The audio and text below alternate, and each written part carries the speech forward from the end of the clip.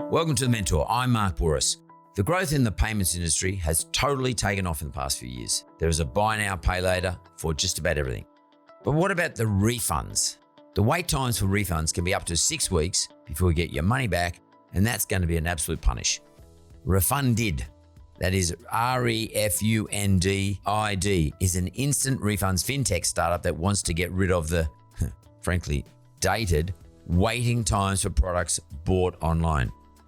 In a funding round led by Afterpay-backed venture capital fund AP Ventures, Refundid raised $3 million in equity and debt funding just 6 months after launching.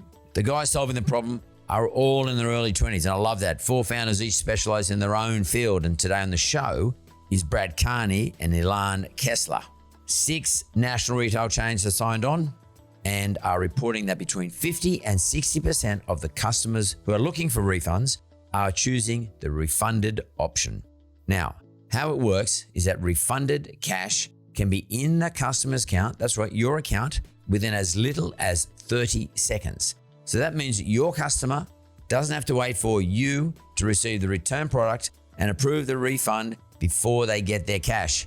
Process that can suck up a ton of time, and it's completely inefficient, especially from the customer's point of view. Refundid acts as an intermediary, taking on the cost of paying the customer immediately, but offering short-term loans to the merchant rather than the customer. So what does this mean for you as a business owner? Well, let's get into it. Brad and Ilan, welcome to The Mentor, guys. How you going, all right? Good. How are you? Thanks for having us. Thanks for having us. So, this is Black Friday territory. What's the deal with Black Friday for you guys? Probably the biggest weekend of retail e-commerce globally. I think when you look at total purchases, it's over a weekend I saw, north of 10 billion with e-commerce and globalization, with all retailers being global. So if you look back 10 years ago, Australian retailers probably only sold to Australians. Now they sell everywhere around the world. So with that comes with global sales periods that it kind of aligns with the world. So that's what we've kind of seen. It's powerful. Everyone's on it. It looks like everyone's margin gets crushed too, but where'd it come from? I mean, I don't have the exact answer, but in terms of timing, the way I look at it is it's right before that 4-week mark before Christmas. Everyone wants their orders to come by Christmas. So they put this massive sale period on, say, hey guys, get online, get to your stores, come purchase. If you purchase now, you get to get this sale period and you get it before Christmas, put it onto the Christmas tree. Yeah. I went a little bit aside there, sorry guys. But I was always curious about that and I thought you might know the answer to it. Okay, Brad and Ilan. Young fellas, your Refundid business has only really launched into the marketplace a year. What were you doing prior to that period? Yes, I was working at a company called Quantium. I was working there as an engineer, as a big data engineer, and I was working in the banking space. As a big data engineer or as a big data engineer? Huge data engineer. I was working in the banking space, dealing with transactional data. Yep. And basically we had a program, an algorithm that given any transaction, we would assign a brand and a location to that transaction using machine learning, which was really cool. Quantium is a bit of a secret sort of business. It's very quiet and secret, but it's doing all these acts represents everybody. Yeah. And when you say big data, it starts to get into the analytics and of logistics of businesses. Is that right? So they've got a lot of different verticals. Their biggest partner actually owns a lot of them is Woolworths, and they do a lot of the analytics for Woolworths. And when you say analytics of what? Of everything. Everything, purchasing, logistics of movement of the goods and basically everything. Yeah, everything data driven. Quantium's got a finger in. Yeah, they're a major organization, but no one really ever talks about them. Yeah, it's a bit not secret, but it's a bit under the underground a bit. Is Australian started, right? Yeah. Australian started working with CBA, working now with Telstra. How long were you at Quantium for? I was there for almost 3 years. Okay, we've got an engineer here. Yeah.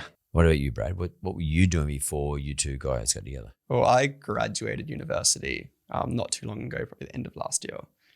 At uni, I was doing finance at UNSW. Yep. I did a co-op scholarship. How that works is while you're at uni, you're working full-time at the same time. While I was at uni, I was doing kind of internships or placements, the likes of, JP Morgan.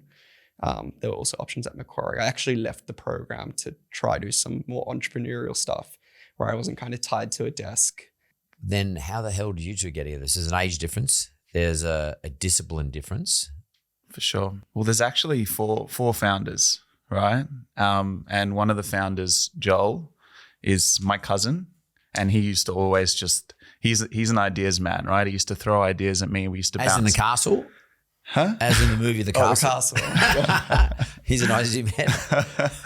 So he'd just bounce them off me, and I used to say, no, oh, maybe that sounds interesting. And one day he came to me with an idea about, instant refunds. And I kind of thought about it, and I was like, oh, that could actually work. Like, let's go and investigate it. And then little did I know he'd be doing the same thing to another co-founder, Judd. And we got together and we started brainstorming this. And then at the same time, Judd was doing the same thing to me, spitballing ideas. So this is over COVID, like March, April, and you could have 3 to 5 people in your home. We would have bonfires every night, and he'd come to me each night, new idea. He'd be telling me, but like in a structured way. In a structured way. Yeah. It was a lot of in finance and banking. That's why he'd come to me. He's a bit younger, Judd. Yeah, than myself. How old is Judd? 20. 20. Yeah. Hey, let me get my head around this. So you guys the shit word you use, but spitballing sort of like separately with your mates. Yeah. During COVID, but in a sort of this Friday night or every Friday night or whatever night it was, we go around and hang out because we can only get 5 people into everyone's house.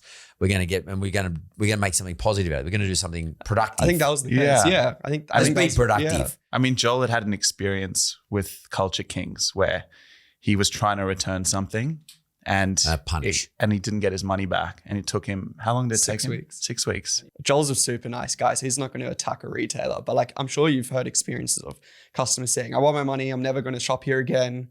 This is against the law, I'm going to report you to the ACCC, and the rest. Joel's not like that, but that's what it can be interpreted as. That problem was shared to Ilan and myself. But separately? Completely separately.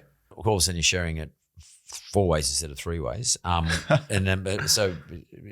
you guys obviously thought it was a pretty good idea, but why did Judd think that Brad should come into the mix? I think we've all got very complementary skills. Yeah, that's what I'm trying to work out. Yeah, which is really good. You got the tech guy, which is me. Joel is like the wizard of product. Yeah. And then Brad's the finance guy. What about Judd? Sorry.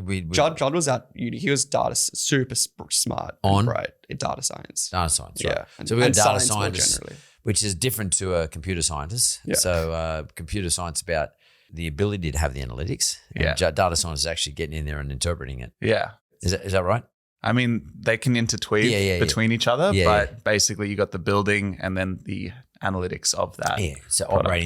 operating the build. Yeah. Making sure it works and drawing behaviors out of it. Exactly. Yeah. I mean, data scientists sometimes make me think of behavioral scientists a little bit, in that they're using data to pin down behavior. Yeah. Of either transactions, it could be a fintech behavior, but the behavior of individuals based on the data. Exactly. Yeah. And what can I draw from that? And how can we continue to feed that, so to speak? It's about measuring it. Yeah. 20 years ago, a friend of mine was working at a university in Adelaide. He was an architect, but he used to always like to look at the properties and behavior actually of materials when they get exposed to certain types of energy sources. Let's call it heat energy as a result of getting an electrical charge. And one day he was sitting down with this piece of wire, which was a bit of wire that was produced by NASA, very, very cheap. And he was tinkering, just playing around. And he put a charge on it. I don't know why he did it, just to see what happened. And ordinarily, if you put heat into a metal, it expands and straighten up.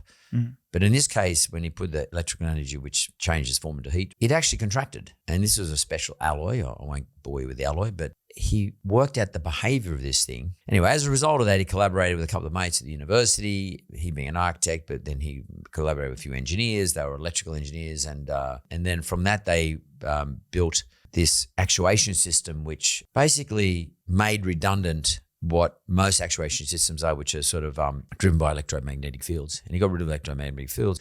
He was able to put a sensor in, and because it was so cheap and so small, he built a brand new locking system, which had no solenoid, no electromagnetic field, could now have a sensor in there which could sense anything you wanted to sense, push and pull or draw data from the lock in the environment and send data.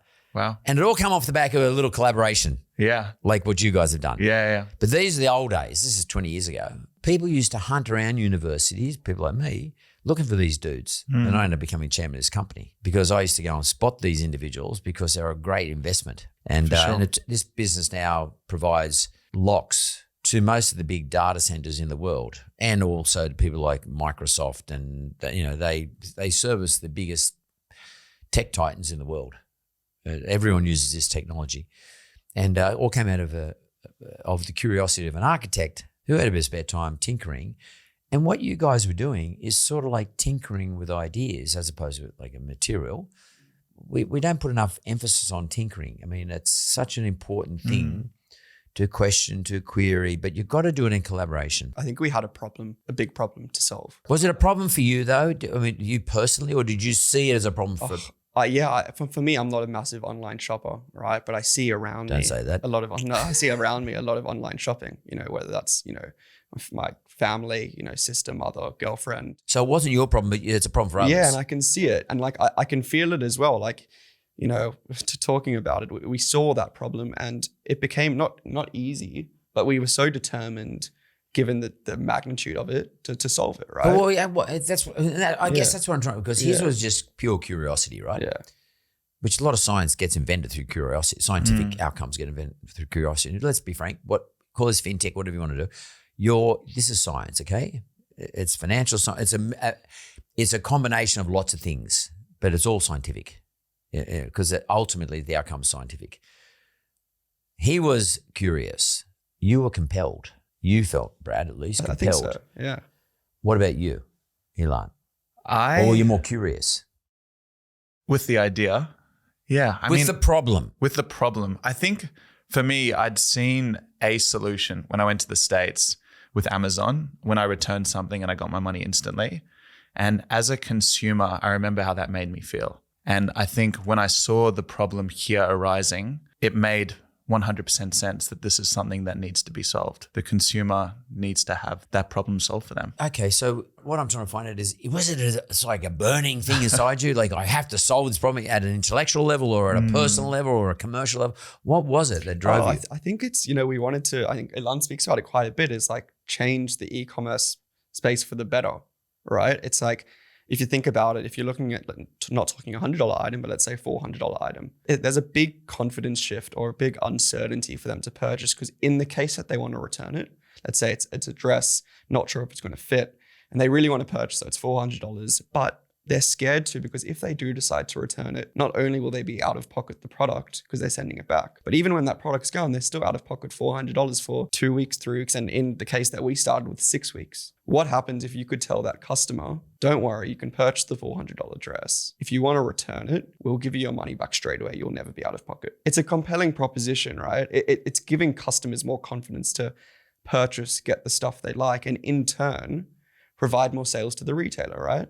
We're allowing retailers to give confidence to their shoppers to purchase more and more. It's compelling to the consumer, I get it. Yeah. But why was it compelling for you to do it? That's what I'm trying to get at. Because like in my day, but back then, right, it was a curiosity, and let's tinker. Yeah. Let's fuck around with it, let's see what happens. And therefore it took a lot longer to make it happen. It took 10 years to make it happen. And to try and convince investors about the urgency was very, very difficult. It took a long time. At the start, as like on face value, we saw the problem, had it written down, the problem of refunds taking. You wrote it down? Sure. Yeah. Good. You had it written down, and then you start speaking to people, telling people this problem, not this idea of a business. And you start getting this response, probably an overwhelming response. So you got affirmation. Yeah, affirmation. And then from that was all the motivation we needed to. Then you got motivated from the affirmation. Yeah. I guess, and then you built something compelling to present. Yeah, I guess we're breaking this all down now. Yeah. That sounds I think so. If I look at the lead time, like, last time I did something like this, like it took so long. And I'm trying to work out whether it was COVID that sort of made this happen fast, or maybe COVID sort of laid the background for it to happen quickly. I think it definitely helped. But it's also your generation. Yeah. You guys make shit happen. And the collaboration, that's a big deal. Like pulling someone from your discipline and pulling someone from your discipline, and then getting your other two mates, you're all around the same age. Shit, we might as well do it. We can do it. For sure. I think the team is awesome, which definitely helped. And we also had the time, Yeah. We had the time to be able to make it happen and invest in our product. And then it also so happened that because of, COVID, all the Oz Post delays, people actually are now waiting longer than their refund than ever before. So that sort of helps, doesn't supply chain It became more problems. of a problem, right? So COVID was definitely a factor. I mean, who would have thought, no joke, 2 years ago, that the humble courier would become so important? So I'm going to go to the break. I'm going to come back because then I want to talk about the business now. I want to know where the name came from, how you raise money, and that's not an easy thing to do, how you convince people to do that. And let's sort of get into the weeds a little bit and talk about the business. Let's go to the break. Sounds good. Okay, we're back with Brad and Ilan, and they're founders of a business called Refundid. Take me through the process of what Refundid does. So what we've found in e-commerce in Australia, taking out the rest of the world, is that in Australia, on average, for a customer to get a refund back when they're returning an online item, let's say like a jumper to Nike or something, once they've returned it, it'll still take 2 to 3 weeks to get their refund back. Now, this is completely out of the retailer's control. And the reason being is, for a customer to get their refund, they need to send the items back, take it to AusPost or another. Takes a few days, in this case, during AusPost logistics times, a week, to get back, even longer, 2 weeks. We're seeing even 3 weeks to get back to the store. Once it's at the store, it needs to be inspected to see, is this eligible for a refund? And then once processed, accepted, okay, the refund's processed. Usually the customer will get an email to say it's all good. But even once that's happened, I'm sure you've seen as a customer, please wait 5 to 7 days for the money to reach your account due to bank processing times, which is just ridiculous. If you add up those couple stages, it soon becomes 2 to 3 weeks pretty quickly. You can kind of see that easy. So we've seen that as a massive pain point for both customers and retailers. So what we've done is we've created a product that allows retailers to offer customers their refund instantly, even before those stages occur, right? So instantly means what though? Like within just go online? We're talking 1 second. So I've ordered a jumper in 10 different colors and from the Iconic and wherever it is, and I decide I only like one of them, which is usually the case, and you want to send the other 9 back. What do I do? Yeah, so in the Iconics case, you probably have to speak to Erica after this. But okay, yeah. I'll call Erica. But, but let's not pick Erica. Let's Yeah. pick someone else that uses Refundid. Sure. So we're on Culture Kings at the moment. Okay, Culture Kings. Yeah. So in Culture Kings, you'll go to the return policy, which most customers do. I really like return their t-shirts, by the way. They've got cool t-shirts. Yeah, they do. Yeah. So you go to the return policy, and Refundid will be there as an option, right? Right. To return. So we're I go into the website. Yeah, go into the website, go to the return policy. Yep. Refundid will be there. Right. Let's say you've already gotten a Refundid account. If not, you sign up similar to Afterpay, PayPal. So I can get a Refundid account. Yes. So there's an app I can download or something. It's not an app. It's more a personal I just have an account. Yeah. Okay. So let's say you have an account, you log in, you select let's say you've bought 10 items, you select the items you want to return. Yep. A couple other clicks, you get your refund instantly. It's in your account. Yeah, it's the Refundid we ask. So when you sign up, we provide those details and we send you the money straight away. So we're a fintech, so we'll provide you that refund straight away. Okay, now let's look at you, the fintech. Okay, so you're basically financing refunds for somebody else, not for the consumer, but for the vendor. To an extent, yes. Okay. So that means you've got to have the money available. The retailer's not giving you the dough. You're getting it from some other source. Yeah. So you have, let's call it a warehouse of money. Mm-hmm. Made available to you from maybe some in the banking sector. So one, you're a sort of like a finance company in some respects. Yeah. Yep. I mean, yeah. So at heart, similar to, look at Afterpay, they're a finance company. Yep. They front to the merchant, the customer's purchase, then the customer pays them back over the time. Which is sort of what you're doing at the refund point. At the refund point, exactly. So we're using finance as a point to make this process. So do you have a warehouse? Yeah. Yeah. So you have a bank warehouse at this stage, or you're still using sort of private money? We're in private money. Yeah. Yeah. So it's still a warehouse. But it's a warehouse. It's a normal finance warehouse, but it doesn't matter where the dough comes from. But you're not accessing capital markets at this stage, or bank warehouses. No. You're using high net wealth or something like that, or venture capital or something like that. Exactly. Yeah. Are you able to share which venture capitalists you're using? Yeah. So in August, September, we launched a capital raise to raise 3 million. Off the back of that, it was Afterpay Ventures, now called Touch Ventures, Afterpay's venture arm. Yep. So they led that round of investment, combined with a couple other strategic investors that we thought could help us along the way. Yep. But Afterpay Ventures has led that for now. And is Afterpay Ventures now owned by Square, or is Afterpay Ventures still owned by Anthony and Molnar? Yeah, so it's owned by Square now. Or it will be when the deal closes. It'll fall under the Square umbrella. It comes under the Square umbrella. Yeah. Okay. So it's part of Afterpay, the business, as opposed to the individuals behind it. So it goes like Square, Afterpay Group. Yeah, got it. That $3 million, is that used because I was wondering whether that was to be used as working capital or as opposed to part of your warehouse? A bit of both. So we did a stapled security. Right. So within that $3 million, there's equity and debt.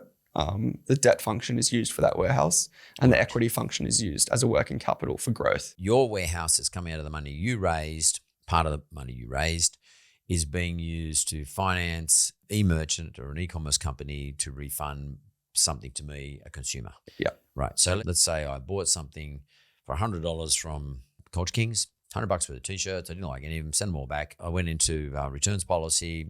Either I had an account or didn't have an account with you guys. It doesn't matter. Money's in my account within a second. You financed it. You now got to collect the money from Culture Kings. Exactly. Correct. Have you been able to speed up the time Culture Kings can take to process the money from, in the bad case, 6 weeks to some other number so that you're not out of pocket for too long? Or how do you work that bit? So we give the merchants up to 21 days to either accept or decline that return. Otherwise, you send around the heavies. Yeah. Not too much. So that's our contractual limit. Yep. But we're finding that it's often a lot quicker than that, right? Because sometimes it arrives within 2 weeks, for example. To you. Yeah, exactly. They'll accept it within 2 weeks or maybe a bit longer. But yeah, we've got that 3 week upper limit, which is what we estimated as the normal refund time without our service. And what is the arrangement from your point of view? So are you're going to give me the consumer, the $100. It's cost you $100. Culture King is going to pay you $100 plus something. Yeah. Are you charging me interest rate or you just charge a flat it's definitely fee? not an interest rate. So the fee that they pay is for using a platform, right? It's for so it's a platform fee. Yeah, we platform fee. We provide marketing, we provide data analytics to the merchant. I mean, like to dive a bit deeper, it's not just like providing that refund instantly. In doing that, the amount of confidence that we're providing the customer, as we spoke about that example earlier, the uncertainty of purchasing online, we're giving the customer the ability to have confidence to purchase. So we're seeing, massive conversion rate uplifts by having that offering, right? We're seeing average order value uplifts because people are purchasing 2 items. When you say you're seeing it, how are you seeing it? The merchant, right? So the merchant's telling us this is what we're experiencing from you guys. Yeah, exactly. Which is incredible. And that's why, we're here to improve the customer, but the way we're improving the retail is just making it that even more better, right? Yeah. And that's how we'll grow and scale. I think what's really important is the customer service time we're saving for the retailer as well. Like from the retailer perspective, imagine like all the customers reaching out saying, I want my money, give it to me. Punish. It's actually, it works out to 33% of retailers' time is spent dealing with refunds. Yeah. Right? Call centers and 72% of customer complaints are refund related. Yeah. Like where's my, so it's crazy amount of time. We eliminate that. So the sell to, in the case of Culture King, is our platform and your subscription to our platform, or license fee, whatever you call it, is not just for us to process a refund, but is you giving the consumer confidence if there is a refund. So you're not saying every time there's a refund, I get a fee. Oh, it does work like that in terms of a model. So the way we financial model does? How the financial model works is like for a retailer, we're a refund option, right? Yep. So if no customers choose us, this is kind of our confidence level. If no customers choose us, it's completely free. Yeah.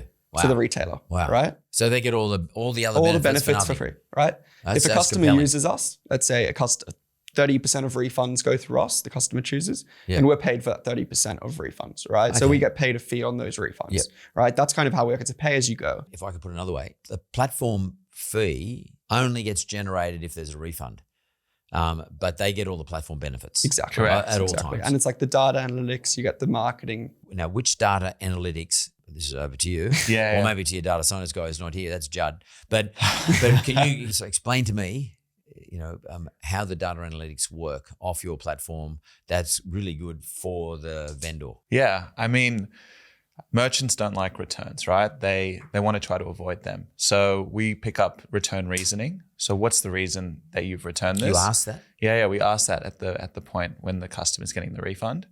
And then, we do other stuff around aggregating, like what products aren't working, right? So maybe this size in this product, people are constantly returning this. So we'll try to collect that information. Or this color. Yeah, exactly. Like what's working and what's not working. Do they the only ones have access to the information, and you can't use all the information for all the vendors you have and sort of build some sort of profiling out there about product and customers and shit like that? Yeah, it's a good question. So with our analytics, we're still in the early stages. So right now we're just delivering it back to the merchant. But then in the future, the plan would be to somehow aggregate that data across all of our merchants in the future to be able so that everyone can win. Okay, can I just go one step further? If and where does machine learning come in here? I mean, have you started that process up yet? I think we're a bit away from that, if I'm honest. Really? Yeah, we're still trying to build. But is that in your plan? Is that in your dreams, your vision? Is that in your COVID blackboard? You know, like your for sure. We've thought about it. We've thought about maybe using crypto in places as well. Not as an option for a refund, but as a mechanism to be able to do cross-border transactions, for example, international. They're all just ideas at the moment, but we're currently honing in on our current product and how do we streamline that. Just keeping it simple for the moment. Exactly. Trying to. Yeah. How do you guys? Okay, that's a really interesting thing for me here is you guys look like. I mean, I'm just watching you. Okay. I can see you. I mean, I'm going too slow for you. I mean, it's your generation, but I'm going too slow for you. You're thinking about 1,000 miles an hour. I can see you're already a little bit preoccupied with what's he going to talk about? What do I want to say? And how did people like you, 4 young blokes who, in an incredibly short period, got this thing up and running? Shows me have an amazing amount of energy, intellectual energy. How do you control yourself from moving away from the main game? That is keeping it simple. Core values, I guess. Yeah, I think Ilan brought it up a couple of weeks ago, like when we were having a big decision. You brought it up? Ilan brought it up, you know, when we were making quite a substantial decision for the business is, you know, like come back to our core values, which is, you know, ensuring that, you know, we're a customer-centric platform, you know, to help the customer. You know, we do a lot for Who's your customer? The customer is the customer that's getting refunded. The retail customer. The customer that's purchasing. Yeah. Right? Yeah. The consumer. Yeah, the consumer. Exactly. That's interesting. And that's like, at the same time, our partners are the retailers, but the way we look at it, and it's like kind of in our logo as well, it's like our business is with the retailer, right? We're together. We're working together to make it incredible for the customer. But at the end of the day, we're on the same team, us and the retailer, but our goal is let's make this as incredible for the customer so they can have confidence purchasing, they can have a more stress-free shopping end-to-end experience. And in turn, what the retailers are experiencing is better top line, less dealing with, you know, bad customers, you know, customer service teams not having to, you know, spend 33% of their time dealing with refund. But where's the weight though? I mean, is the weight in terms of your own heart? Is it about making sure that the consumer has a good experience with e-commerce, or is the weight more with making sure your partner can give their customer a better e-commerce experience? I think it's definitely, it's got to be both, right? It's got to be both. I think for me, what keeps me focused, like single-minded, is hearing this customer feedback that we're getting already. Is like there's this aha moment the customers are having when they're getting their money before they've even returned the item. And they're like, wow, this is awesome. Like, why is this not happening before? What's going on? This should always be there. So is the weight there, or is the weight WEIGHT? Yeah. Pardon the pun. The weight around the other way. Yeah. It's got to be both. We call it both. No, wait. Because I tell you what I'm getting from you. Yeah. You're getting your jollies from making sure customers feel good, the consumer. Yeah. Like that's the feedback. I mean, like you're in partnership together with an e-commerce company, you know, the vendor. But it seems like, because there's like, I mean, I'm in the finance business. I mean, I get my jollies off making sure, knowing and that someone got the home loan approved when they fucking were struggling before. Yeah. I mean, I got partners. I got Magnetar, one of my partners in Yellow Brick Road. Like, he's the world's biggest debt hedge fund.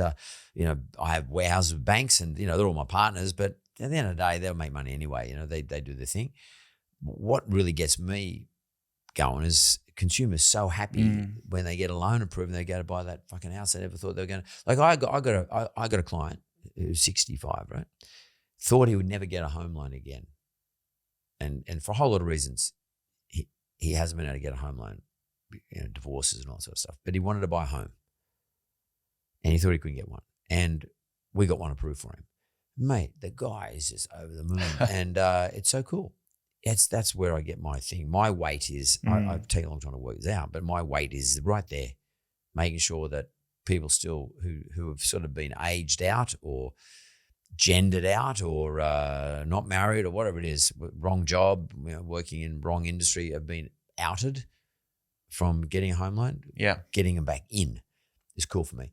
Yeah. So I'm just curious what two young guys like you, who, because one's a tech guy, one's a finance guy. You've got two tech guys, two finance guys, ideas guys. Your brain's running wild with ideas and things where you want to go. Yeah.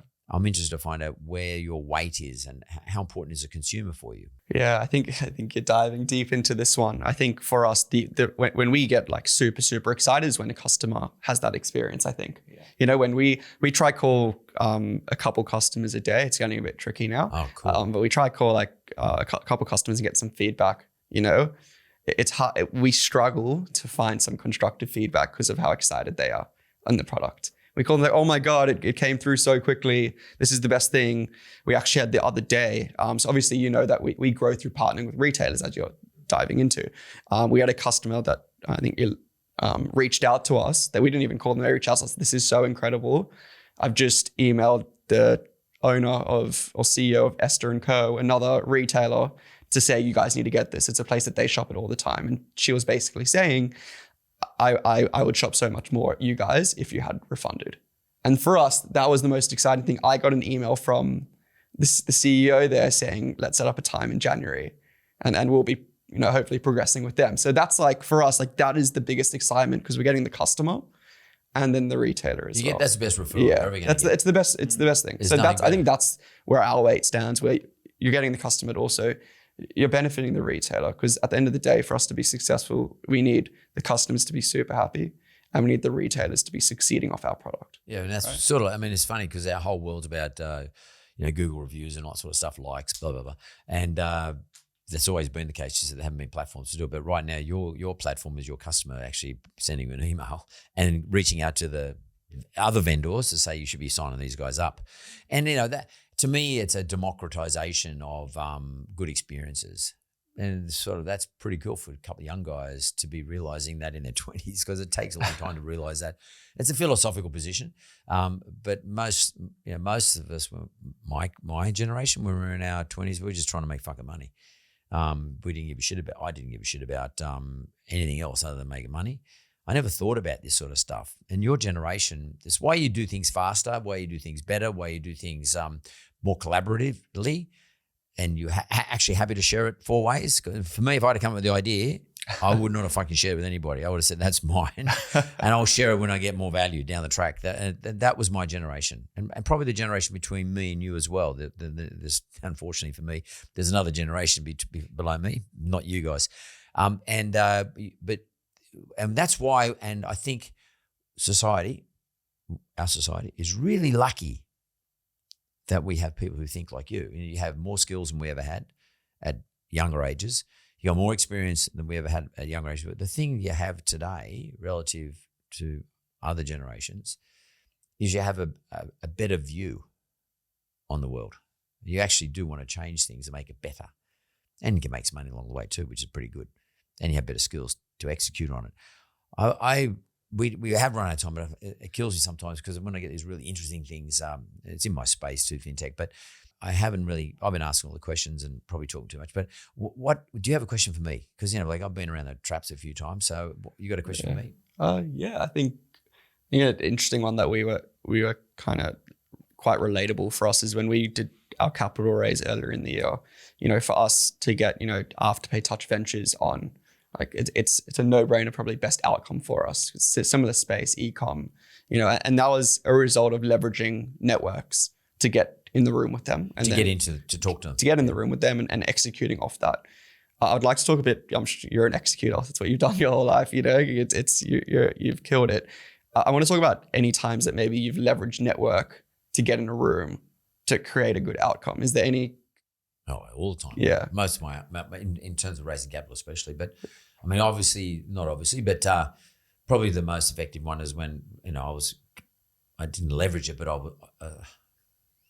was good friends with James Packer, and James introduced me to his father to invest in the Wizard business back in 1999. And without that, I can tell you right now, without that investment, the business would never have happened, I don't think. Because what it did is gave me money at the exact right time I needed it, but at a time when there was a rising tide in mortgages, and at a time, a bit like what you guys have experienced now through COVID period, people buying more online. I was at a time when the world was full of liquidity, and as a result of that, interest rates in those days went from 13 or 14% down to about 6%, which meant everyone could afford, but house prices hadn't gone up. They didn't adjust, and they have, but they didn't adjust at that point. So it was at a point where all of a sudden a lot of people can now afford to borrow money. There's a lot of money to borrow because the world's full of liquidity. And I got $25 million into my business, which allowed me to push into that environment really fast and take advantage of everybody wanting to borrow money. And my proposition was pretty simple. I'll lend you money when everybody else won't. So like we had this bottom line, slogan which said, no judgments, just home loans. Of course we made judgments, but it was a good slogan. And but so in terms of using my network, I didn't use it, but I was conscious of how valuable my network was when Kerry invested into me. But maybe another way around that, Brad, is Kerry may have used his network to get into me because he turned his $25 million into $125 million in 4 years. Wow. So it was a good return for him. So I'm not sure who used who at the time, but it is symbiotic. So you won't be able to use a network unless it suits the other party, because they're thinking around the other way, that they're using their network to invest in young, capable people who have an idea which they get, which they think will work. So the Afterpay guys would see this as an Afterpay story. It's a similar sort of model, if you know what I mean, without sort of making it like downgrading it, so to speak. It's not. It's a similar sort of story. So they get it. They got money. They have to invest. They pick you guys through their network. So the question becomes, who picked who? I think originally we picked them, but maybe. Are you sure? Yeah. They picked your sector. Yeah. They might not have picked you, but they picked your sector. You know they're open because the word gets out that they're open to be invested in. So someone said, why don't you talk to so-and-so from Afterpay? I often wonder whether I picked Kerry or Kerry picked me. I used to think I picked Kerry. But in hindsight, I wonder whether he picked me. Or was it just meant to happen? Was it synchronistic, so to speak? And I don't want to get into all that weird shit about the universe and everything, but like timing and rising tides and being in the right game and being conscious of these things and holding your weekly seances together and talking about new ideas and collaboration, they're very powerful things. And I don't think there's enough of it. And I really do think one of the blessings that came out of COVID was this. And you guys are a great example of it. Well done. It's pretty awesome. You can probably say I'm pumped. I'm pretty excited about it. Like, the only two things that get me excited about these days is fintech, things like this, and the boxing. So between the two of them, I've had a great week. This week I had Eddie Hearns and I've got you guys. So it's pretty cool for me anyway. Like it's been a big week. Great way for me to finish my week off actually. I really appreciate you coming. Well done, Refundid. Thanks, Mark. Thank you. Appreciate Thanks it. for having Great us. to be here.